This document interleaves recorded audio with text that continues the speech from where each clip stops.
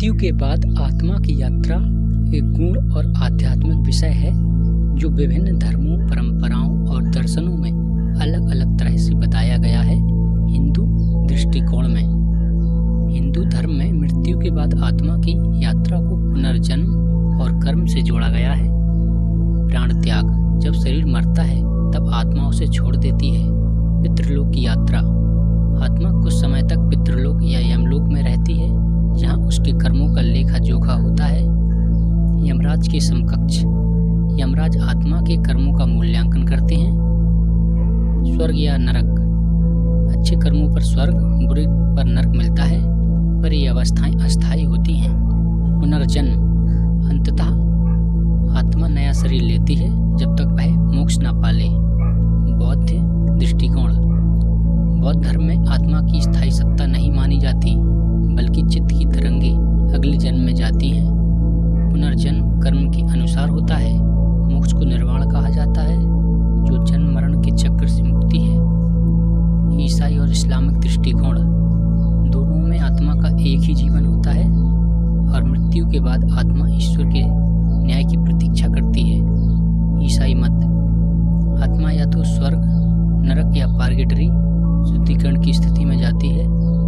इस्लाम, मौत के बाद कब्र में आत्मा की परीक्षा होती है और कयामत के दिन पुनर्जीवित होकर हिसाब देती है। आध्यात्मिक और यौगिक दृष्टिकोण, योग और ध्यान की परंपरा में आत्मा को अहम ब्रह्मास्मि की अनुभूति से मोक्ष मिलता है। अब हम आत्मा की यात्रा को हिंदू धर्म के संदर्भ में थोड़ा और गहराई से समझें। मृत्यु का क्षण, जब व्यक्ति की आयु समाप्त होती है या उसके कर्मों का फल पूर्ण हो जाता है, तब प्राण शरीर से निकलने लगते हैं। इसे प्राण त्याग कहा जाता है। आत्मा शरीर छोड़ती है लेकिन तुरंत मुक्ति नहीं होती। यह आत्मा सूक्ष्म शरीर में यात्रा करती है। सूक्ष्म यात्रा, पहले 7 से 13 दिनों तक आत्मा अपने पुराने जीवन से जुड़ी रहती है, घर परिवार के आसपास भटकती है। पिंडदान और श्राद्ध कर्म के माध्यम से इसे ऊर्जा दी जाती है ताकि आगे यात्रा कर सके। यमलोक की यात्रा, हिंदू शास्त्रों में वर्णित है कि आत्मा 17वें दिन से यमलोक की ओर बढ़ती है।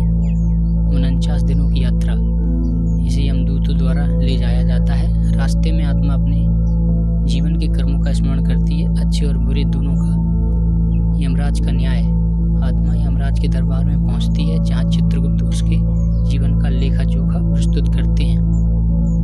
स्वर्ग और नरक, यह स्थायी नहीं होता, यह आत्मा के कर्मों का भोग है। स्वर्ग, इंद्र देवता के लोक में सुख का अनुभव, नरक कष्टदायक अनुभव जो आत्मा को उसके कर्मों के अनुसार भुगतने पड़ते हैं। पुनर्जन्म, जब आत्मा अपने कर्मों का फल भोग लेती है तो पुनः जन्म लेती है।